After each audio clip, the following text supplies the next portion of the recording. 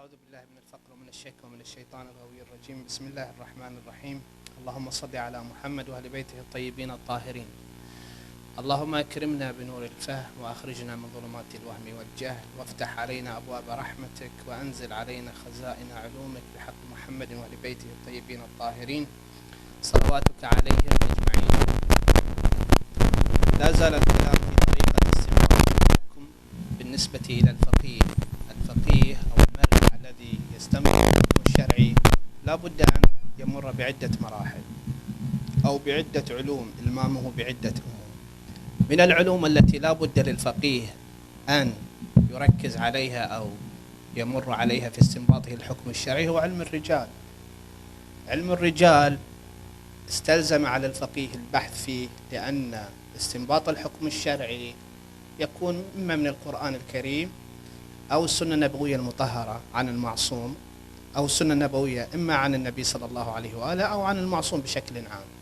والقرآن الكريم فيه أحكام عامة وليست أحكام جزئية تفصيلية، فليست كل الأحكام مودعة بالقرآن الكريم، وهي متضافرة في الروايات،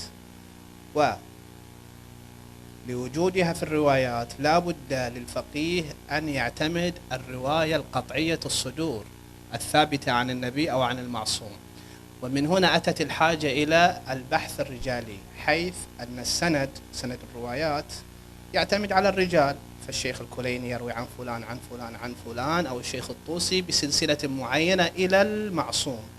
فعلم الرجال يبحث في هذه السلسلة، والتأكيد على البحث الرجالي نظرا إلى ما ثبت بالتواتر التاريخي والشواهد التاريخية الكثيرة على وجود الدس في روايات أهل البيت. لذلك النبي الأكرم صلى الله عليه وآله وسلم في الخبر المتضافر عنه قال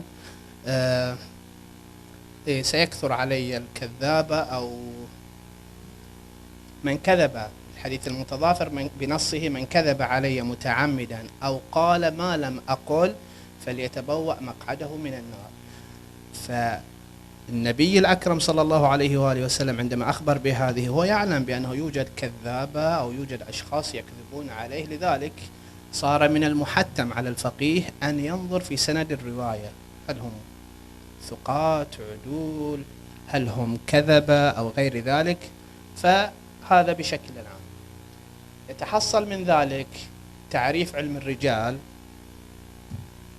الذي ذكره الفقهاء أو علماء الرجال.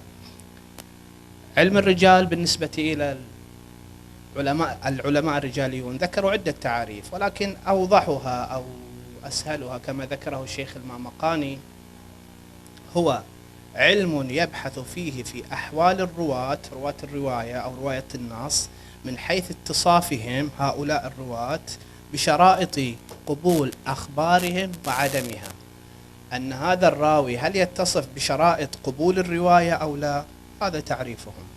فالمطلوب من علم الرجال عدة أمور، تقريبا 3 أشياء.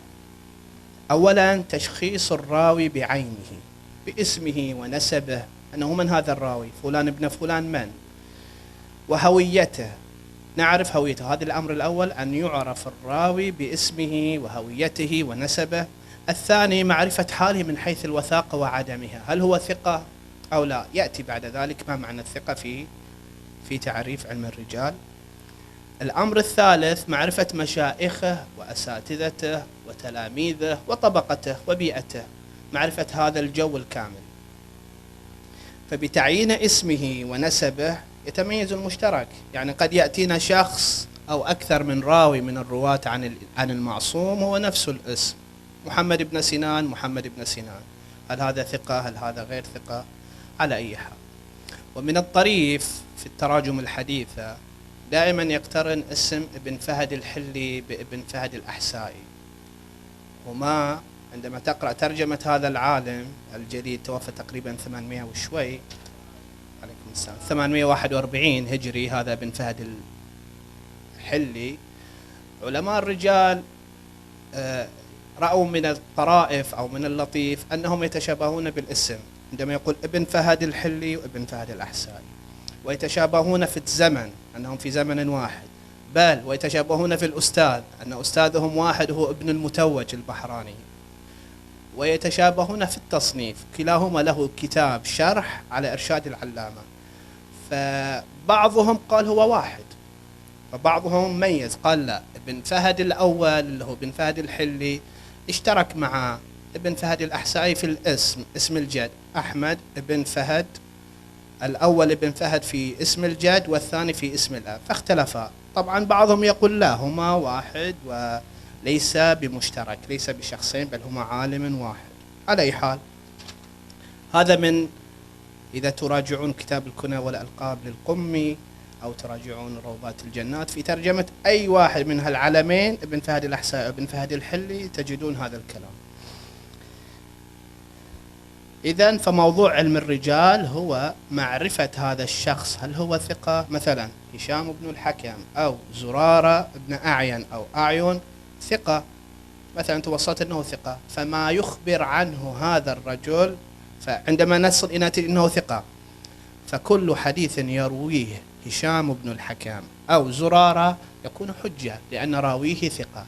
وبالعكس، إذا توصلنا إلى نتيجة بأن وهب بن وهب شخص من الرواة اسمه وهب بن وهب ضعيف، لا يحتج بقوله، فنصل إلى نتيجة بأن كل خبر يرويه وهب أو في سنده وهب ابن وهب هذا ضعيف لا يعمل به. هذا موضوع علم الرجال بشكل عام، تعريفه والأمور التي تتحصل من متابعته. هنا لا بد من معرفة كيفية تشخيص اعتبار الحديث من عدمه. هذا السؤال أو هذا العنوان يندرج تحت أمرين رئيسيين لا بد من معرفتهم. ما هو الثقة؟ قلنا هشام بن الحكم ثقة أو زرارة ثقة، ما هو تعريف الثقة أو ماذا يقصدون بأن هذا الشخص ثقة في الرواية؟ هو كل راو إمامي عادل ضابط، أنه يكون إمامي 12 بين قوسين، إمامي مقصود هو إمامي 12. الثقة هو كل إمامي، كل راو إمامي عادل ضابط، يكون إمامي عادل ولكن ليس بضابط في حديثه، ضابط في النقل، أنه يكون ضابط في النقل. الموثق هو كل راو غير إمامي ثقة. ثقة في ماذا؟ ثقة في نقل الحديث ليس في عقيدته، يكون غير إمامي، مثلا عامي السكوني النوفلي على كونه أنه من العامة وغيرهم في رواة في أسانيد أهل البيت، رواية أهل البيت أنه عامي ولكنه ثقة، هذا يعبر عن هذا الخبر أو هذا الحديث بأنه موثق. عندما تسمعون العلماء أو في الكتاب موثقة فلان أنه في سند هذه الرواية عامي ولكنه ثقة في الحديث، ثقة في النقل، لا يكذب. الممدوح هو كل إمامي ولكن دون الثقة، أنه وصف بوصف ممدوح ولكن ليس بمرتبة أنه ثقة أو ثقة. الضعيف هو كل راو فيه ورد فيه لفظ ذم ككذب، أنه هذا فلان كاذب أو فلان مذموم. كل لفظ أو كل راو ورد في صفته ذم عند الرجاليين هذا يعبر عنه بضعيف، خبر ضعيف لوجود شخص ورد بحقه في تشخيصه ذم. المجهول هو من عنون في الرجال دون أن يرد فيه مدح أو ذم. تجد مثلا تراجع كتاب الشيخ الطوسي أو كتاب النجاشي، فلان مثلا الحكيم عبد الله الوباري، ما يوجد دكتور ذاك زمان حكيم، فقط الاسم أنه من أصحاب الإمام الفلاني أو أصحاب الإمام الفلاني، ولكن لا يوجد فيما بعد الاسم أي صفة، لا ذم ولا مدح. هذا يعبر عنه بمجهول، مجهول الحال، حاله غير معلوم. وغرض الرجال معرفة حال الرواة. أعم الحال الهوية لا تعرف عنه لا، الهوية الاسم، أما حاله ثقة غير ثقة. طبعا في عوامل ثانية في التوثيق، قد يكون هذا المجهول روى عنه كثير من أصحاب الإجماع أو روى عنه الأجلاء فرضا، بعضهم يوثق أن هذا وثق لأن أجلاء الطائفة من الرواة أكثر عنه الرواية، فهذا قد يكون جابر لحاله فيوثق. على أي حال هذا التعريف العام أن المجهول يعنون بعنوان معين، هو من عنون في الرجال ذكر اسمه ولكن دون أن يرد فيه أي صفة، لا مدح، مجهول حاله من مدح أو ذم. المهمل، وهذا كثير تجد في كثير من الروايات مهمل، هذا المهمل هو من لم يعنون في كتب الرجال، لا تجد له ذكر في كتب الرجال ولكن موجود في الأسانيد. كتاب مستدركات علم الرجال للشيخ علي النمازي الشاهرودي كتاب جيد، فتجد يذكر الاسم ويعبر عنه مهمل. هذا مهمل أنه لم يعنون أصلا في كتب الرجال ولكن موجود في الأسانيد، والطريف أنه يذكره، يعني يذكر الاسم ويذكر الروايات المودعة في كتبنا الأصول أنه له رواية في التهذيب، ويذكر من قبله ومن بعده، فأحيانا قد يكون في مجال لمعرفة حاله أو كشف حاله، ولكن هذا موجود، المهمل موجود. هذا الأمر الأول في تشخيص، كيفية تشخيص اعتبار الحديث من عدمه، لا بد من مراعاة هذا الأمر الأول. الأمر الثاني في أصل الحديث، عندما يعبر عن الحديث الصحيح قلنا الموثق أو الثقة هو كل إمامي عدل ضابط. الصحيح كل حديث جميع رواته من الإمام المعصوم إلى صاحب الكتاب إلى الشيخ الكليني مثلا ثقات، عندها يطلق عليه الصحيح أو الرواية بالصحيحة. فكل خبر جميع رواته بلا استثناء ثقات يعني إماميون، إمامي عادل ضابط، فهو خبر صحيح. الحديث الموثق قلنا الموثق هو غير إمامي ولكنه ثقة صادق في حديثه. كل حديث أحد رواته أو أكثر يكون موثقا، فيعبر عنها بالموثقة أو بالحسنة والحسن. أما الخبر تجدون مثلا يوجد بعض الروايات أو في الكتب أنه وفي الخبر، ما معنى الخبر؟ يقال وإذا كان أحد رواته ضعيفا أو مجهولا أو مهملا، لم يتبين حال إما ضعيف أو مجهول أو مهمل في الرواية شخص معين أو أكثر، يعبر عن الرواية أعم أن هذا خبر. طبعا بعضهم يلتزم بهذه المصطلحات والبعض لا يلتزم، كلامنا في من يلتزم بهذا. كيفية تشخيص اعتبار الحديث من عدمه، عبرنا عن الثقة وكل عدل إمامي ضابط. الموثق هو عامي ولكنه ثقة في حديثه لا يكذب. والممدوح هو كل إمامي ممدوح لكن دون المرتبة. والباقي كما بينا. كيفية تشخيص اعتبار الحديث من عدمه،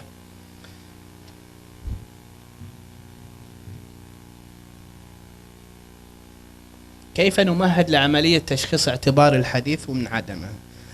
كل شخص كل رجالي لا بد أن يلحظ هذه الأمور. الأمر الأول العلم أو التأكيد على أهمية علم الرجال، حيث أن الفقيه لا يكون فقيها حتى كي يستنبط الحكم الشرعي، حتى يكون عنده رأي رجالي في كل مسألة من مسائل الرجال، حتى إلى درجة أن الشيخ الطهراني صاحب الذريعة عبر هذا التعبير، قال لا يصير الفقيه فقيها ما لم يكن رجاليا، يعني يكون عنده إلمام بمسائل علم الرجال، لأن هذه صنعته. أنا أستنبط حلال حرام من الرواية، على أي أساس؟ لابد أن أعرف سند الرواية كي أعمل بها. الأمر وفي عبارة لطيفة للشيخ للعلامة الحلي يبين أهمية علم الرجال والتمكن من علم الرجال، قال فإن العلم بحال الرواة أساس الأحكام الشرعية، لأنه منطلق للحكم الشرعي، أساس الأحكام الشرعية وعليه تبنى القواعد السمعية، فيجب على كل مجتهد معرفته وعلمه، يعلم مسائل هذا العلم، ولا يسوغ له تركه وجهله، إذ أكثر الأحكام تستفاد من الأخبار النبوية والروايات عن الأئمة المهدية عليهم أفضل الصلاة وأكرم التحية. الأمر الآخر الذي يركز عليه العلامة طاب رمسه، يقول فلا بد من معرفة الطريق إليهم، حيث يعلل روى مشايخنا رحمهم الله عن الثقة وغيره عند التصفح الروايات نجد يوجد في الأسانيد ثقة غير ثقة، ومن يعمل بروايته أعم من الثقة وغيره. في بعض الأشخاص يعمل بروايته كما سيأتي أنه من أصحاب الإجماع، أنه من مشايخ الثقات أو غير ذلك من التوثيقات العامة.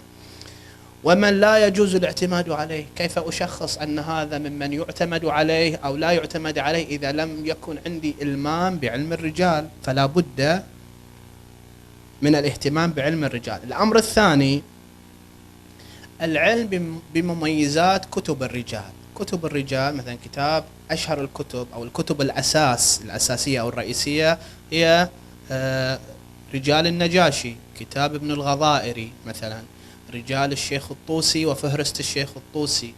هذه لابد أن أعرف ميزتها.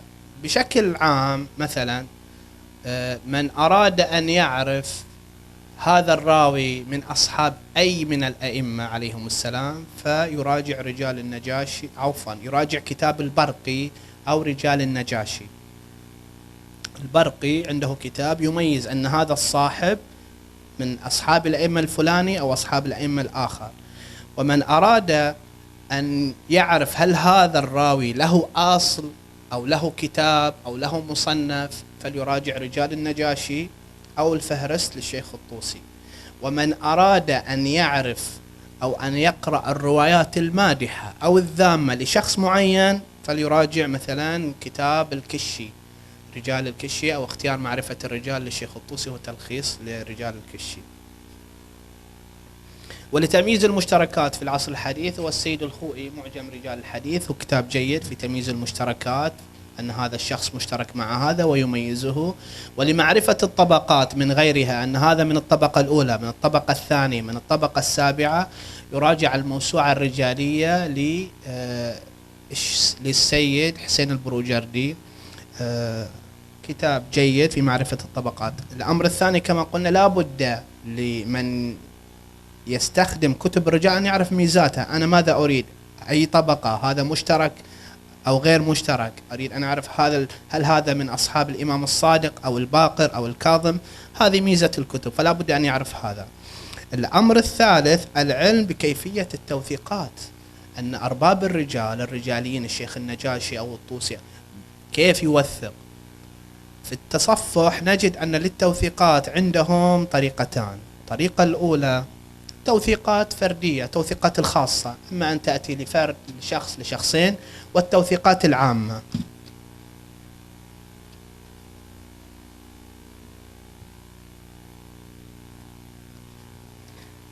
ذكرنا الثقة وغير الثقة، هنا لابد من الإشارة إلى تطبيق. ذكرت رواية تطبيقية وذكرها الشيخ الكليني في كتابه الكافي، وهو شيخ الإسلام وثقة، الشيخ الكليني قال: محمد بن يحيى نموذج تطبيق للبحث الرجالي. عندما نأتي إلى هذه الرواية، مثلا نذهب إلى الكافي نقرأ هذه الرواية، ماذا نفعل؟ أو الفقيه ماذا يفعل؟ يرى الرواية الكافي، كتاب الكافي للشيخ الكليني، الشيخ الكليني ثقة، محمد بن يحيى عن أحمد بن محمد بن عيسى عن علي بن الحكم عن سليمان الفراء مولى طربة عن حديد بن حكيم عن أبي عبد الله عليه السلام قال. هذه رواية لطيفة: من عظمت نعمة الله عليه، أن نعم الله تكون عظيمة عنده، اشتدت مؤنة الناس إليه، حاجة الناس إليه تكون أشد، فاستديموا النعمة باحتمال المؤنة ولا تعرضوها للزوال، فقل من زالت عنه النعمة فكادت أن تعود عليه. أنا في علم الرجال وظيفتي أن أقرأ هذا السند وأن أتفحص هؤلاء الرواة واحدا واحدا. في هذه الرواية ذكرت تقريبا 6 أسماء. الراوي الأول هو محمد بن يحيى الذي يروي عنه الكليني. الكليني قال محمد بن يحيى هو محمد بن يحيى أبو جعفر العطار. قال النجاشي، أذهب إلى كتاب النجاشي أتصفح، ماذا قال عن هذا الرجل؟ قال: شيخ أصحابنا في زمانه، ثقة، عين، كثير الرواية. شيخ أصحابنا عادة لا يكون شيخ أصحابنا إلا الثقة، وأردفه بمصطلح آخر يؤكد التوثيق: ثقة هذه صريحة في التوثيق. عين كثير الرواية. الراوي الثاني في السند، وقال النجاشي والشيخ شيخ الطوسي، عندما يقولون الشيخ هو الشيخ الطوسي، في أحمد بن محمد بن عيسى وهو الراوي الثاني، شيخ القميين ووجههم وفقيههم غير مدافع. يعني ما في أحد ينافس هذا العلم في قوم، هو شيخ القميين ووجههم وفقيههم. فهذه العبارات تثبت التوثيق لهذا الشخص، عبارات مادحة. شيخ القميين من أصحابنا يعني، ووجههم عادة لا يكون وجه الطائفة في قوم أو وجه الطائفة في النجف أو الأحساء أو إلا ثقة. ما طائفة لا تودع شخصا وجاهة إذا لم يكن ثقة. الراوي الثالث، وقال الشيخ في علي بن الحكم ثقة جليل القدر له كتاب، له أصل أو له كتاب. وقال النجاشي في الراوي الرابع في حديد بن حكيم ثقة وجه متكلم، يعني من أصحاب الكلام كهشام بن الحكم مثلا. وقال الخوئي في الراوي الخامس في ترجمة سليمان الفراء، السيد الخوئي عمل علاجا، رأى أن سليمان الفراء هو سليم الفراء، رأى أنه مشترك، هذا الاسم مشترك بين شخصين سليمان وسليم، عبر عنه بسليم الفراء في معجمه. والنجاشي في سليمان ذكره باسم سليمان، المعبر عنه بسليم الفراء قال عنه ثقة. أما الشخص السادس الأخير هو علي بن الحكم ثقة جليل القدر، هذا وظيفة الرجال. أتى إلى السند وجده 6 أشخاص، 6 رواة، عمل على كل راو على حدة، ميزهم، كلهم ثقات، كلهم إمامية عدول. عندما نعبر بالثقة هو إمامي عادل. وبعد أن ثبت أنها رجال هذا السند ثقات وعدول، نذهب إلى العلم الآخر الآن، علم دراية الحديث. أن هل هذا الحديث لتطبيق قاعدة حديثية أنه كل حديث رواه ثقة فهو حجة، كل حديث رواه ثقة فهو صحيح، هذا الخبر صحيح. فإذا ثم نذهب إلى علم الأصول، أن كل خبر ثقة فهو حجة، هذا الحديث صحيح رواه عدول. وفي علم الأصول في الألفاظ اللفظية أو في الأصول اللفظية يقولون كل خبر ثقة فهو حجة، إذا هذه الرواية حجة. ثم نذهب لكي يستنبط الحكم الشرعي إلى علم الفقه، لكي يستنبط الحكم، يقول أنه بعض هذه النتيجة في علم الرجال السند صحيح، أن هذه رواه ثقات عدول إذن هو صحيح، وكل خبر رواه ثقة عدل فهو حجة، إذن هذه الرواية صدرت أو وردت عن المعصوم فهي حجة يعمل بها. فيستنبط آخرا أنه يستحب للرجل المتمكن ذا اليسر ذا المال أن يساعد ذوي الحاجة ذوي الفاقة، ويكره له منعهم منه من هذا المال أو من هذا العطاء. هذا الفقيه يمر بهذه المراحل، ولكن مرحلتنا الأساسية هي علم الرجال، أنه تفحص السند راويا إلى أن وصل إلى نتيجة، وهي إلى أن وصل إلى نتيجة، وهو أن هذا الخبر رواه الثقات العدول فهو صحيح. المطلب الآخر هو وجه الحاجة إلى علم الرجال. طبعا يوجد رأي أن الإخباريين مثلا أنه لا حاجة لنا لعلم الرجال، كل كتب الأحاديث هي صحيحة. ويوجد رأي آخر يقول أن لنا حاجة بعلم الرجال. ومن ضمن الأمور التي بينوها أنه وجه الحاجة إلى علم الرجال أن حجية قول الثقة، أن قول الثقة حجة، لأنه ثبت بالأدلة الأربعة أن العمل بالظن حرام، لا يجوز لأي إنسان أن يعمل بالظن، لا بد أن يقطع ويعلم يقينا أن هذا الفعل حرام يتجنبه، أو هذا حلال فيعمله. حرمة العمل بالظن هذا ثابت في بحث علم الأصول، أنه يحرم العمل بالظن مهما كان. والعقل لا يعلم جميع الأحكام التفصيلية إلا في موارد بسيطة، نحن نريد أن نثبت الأحكام الشرعية. والإجماع لا يثبت كل مسألة، لا توجد مسألة عليها إجماع. والإجماع المنقول عن الإمام مثلا الحجة أو الإمام المعصوم لا يثبت في كل الموارد. ما العمل؟ العمل هو العمل بهذه الروايات عن، تفضل.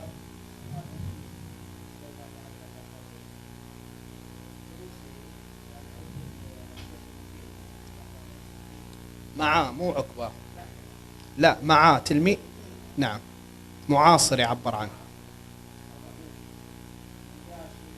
معاصر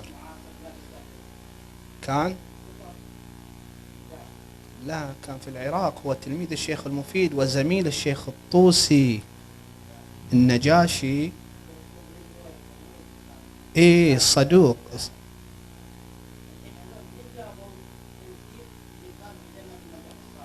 احسنت يأتي.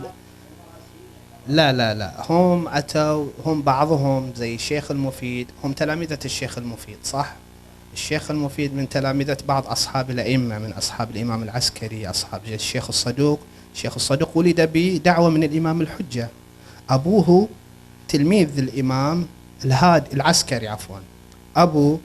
أبو الشيخ الصدوق عندما ذهب إلى الإمام العسكري قال إني مريض وليس لي ذرية، ادعوا لي بالشفاء كذا. دعا له، فالذي دعا له هو الإمام الحجة، فقال له هذه العبارة: اعلم يا شيخ أن ما أخذته عن أبي وجدي، فيعني هو تلميذ، لحظة، تلميذ الإمام أبو الشيخ الصدوق، تلميذ الإمام الهادي وتلميذ الإمام العسكري، أن ما أخذته عن أبي، لحظة، أن ما أخذته عن أبي وجدي سوف يخرج في ابنك الصدوق. كيف فرق 200 سنة عن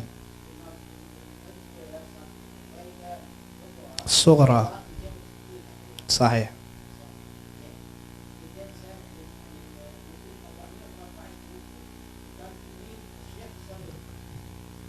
إيه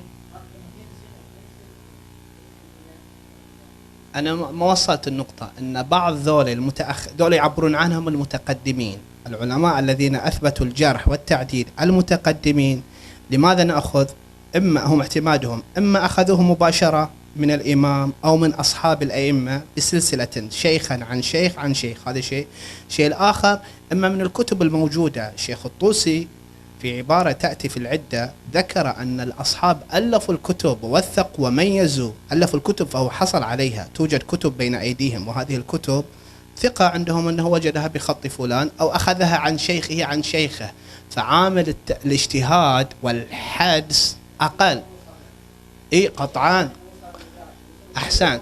لذلك يفرقون العلماء بين توثيق المتقدمين وتوثيق المتأخرين. المتأخرين ما بعد الشيخ الطوسي، يعني ما بعد 460 هجري، يعبر عنه متأخر، بعضهم لا يأخذ برأيه. ليه؟ لماذا؟ لأنه اعتمد على اجتهاده وحدسه لا حس، بينما الشيخ الطوسي فما فوق اعتمدوا على توثيقات مدروسة محسوسة، أخذها عن شيخه.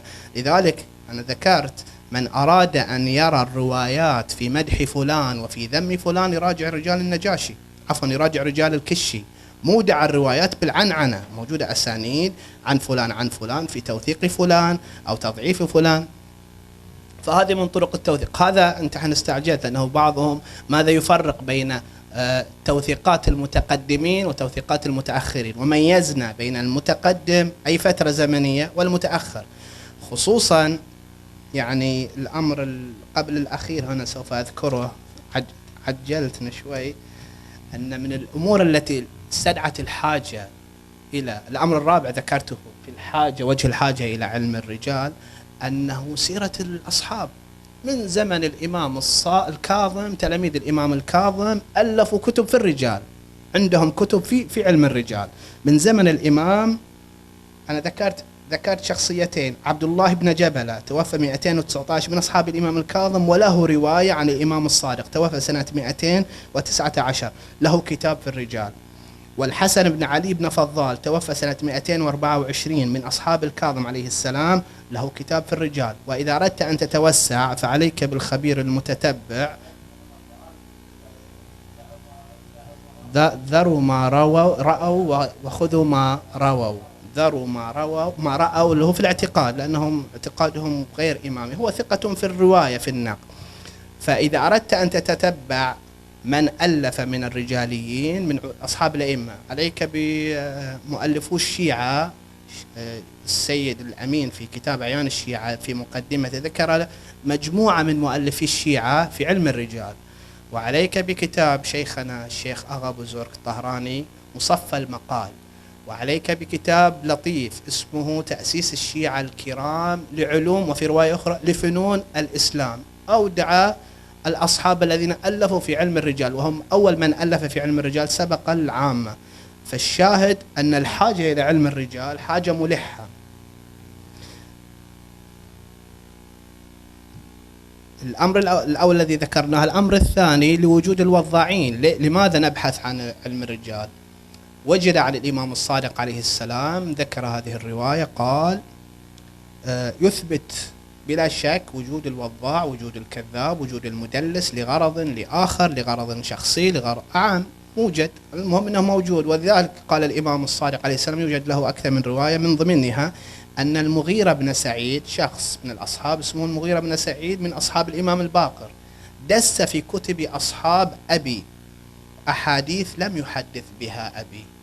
هذا ينبه الإمام الصادق أن هذا الشخص كذاب، دلس ودس بعض الروايات في كتب الأصحاب. هذا تأكيد على أنه يوجد الكتب منتشرة بين الأصحاب، ألفوا الكتب. والرواية الأخرى إن يتكلم عن نفسه الإمام: إن أهل بيت صادقون لا نخلو من كذاب يكذب علينا فيسقط صدقنا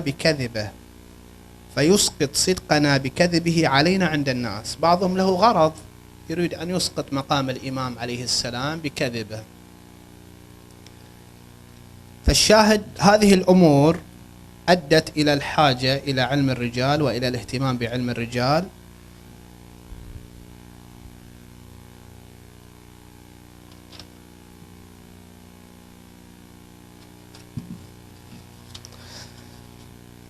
ذكرنا أن التوثيقات عند الرجاليين تنقسم إلى قسمين: توثيقات خاصة وتوثيقات العامة. التوثيقات الخاصة هي تكون توثيق فردي، أنه مثلا ورد عن المعصوم: العمري وابنه ثقتان، فما حدثا عني فعني يحدثان، أو فما رويا عني فعني يرويان. هذا الإمام وثق هذين الشخصين، هم من السفراء الأربعة: عثمان بن سعيد وابنه محمد بن عثمان بن سعيد العمري، فوثقهم، كثر اللغط عليهم، فصدر التصريح بتوثيق. وغيرهم كبني فضال الذي ذكرت: خذوا ما رووا وذروا ما رأوا. اعتقادهم ذروه، ولكن رواياتهم خذوا. هم صادقون في نقلهم في رواياتهم، ولكن معتقدهم باطل. يثبت التوثيق عند الرجاليين بثلاثة أمور: أن هذا ثقة أو غير ثقة. إما نص المعصوم كما أسلفنا أن الإمام نص على توثيق العمري وابنه، أو نص على توثيق بنو فضال وغيرهم. إما نص المعصوم، هذا الأمر الأول. الأمر الثاني نص أحد الأعلام المتقدمين، أن المتقدمين من ابن الغضائري، ابن عقدة، الشيخ النجاشي، الشيخ المفيد، الشيخ الطوسي، هؤلاء كانوا معاصرين أقرب منا إلى عصر المعصوم، عصر النص، عصر الإمام. فهم كان بأيديهم كتب الأصحاب، كان بأيديهم الأساتذة الذين كانوا قريبين من المعصوم، فأخذوا المدح وأخذوا الذم والقدح في الشخصيات. هذا توثيق خاص، هذا توثيق خاص عام. هذا الشيخ النجاشي نفس العبارة. إيه؟ هذا الشيخ، هذا بعض الأخباريين يرى أن كتاب الكافي صحيح، كله صحيح، نظرا إلى عبارة الشيخ أنه وغيره الصدوق عنده عبارة والشيخ النجاشي عنده عبارة أنه ما يروي إلا عن الثقة الصحيح. بعضهم فصل: هل كتاب النجاشي كله ثقات، أم أن شيوخ النجاشي؟ يأتي بعدين في النقطة الأخيرة أن إذا تعارض قول النجاشي وقول الطوسي أيهما يقدم، النجاشي أم الطوسي؟ في بعض الرجالين مثلا تذهب إلى سهل بن زياد، بعضهم قال ثقة، بعضهم قال ضعيف، أو غيره محمد بن سنان، بعضهم قال ثقة بعضهم قال ضعيف، وهم الرجاليون. من أقدم؟ قول من يقدم؟ يأتي في النقطة الأخيرة. الرجاليين بالتتبع الآن إما يعتمدون في التوثيق أو التضعيف نص الإمام لعن والإمام مدح بعض الأصحاب فنأخذ بتوثيقه، طبعا لابد طريقنا إلى نص الإمام يكون صحيح وإلا لا يؤخذ. أن ينص أحد المتقدمين يعني ما قبل الشيخ الطوسي، هذا يعبر عنه في اصطلاح الرجاليين، يقسم الرجاليون إلى المتقدمين والمتأخرين. ما بعد الشيخ الطوسي ما قبله هم المتقدمون، ما بعده هم المتأخرون. نص أحد الأعلام المتأخرين بعضهم يرى أنه يجوز الأخذ من نص إذا وثق السيد الخوئي أو غيره يجوز الأخذ به.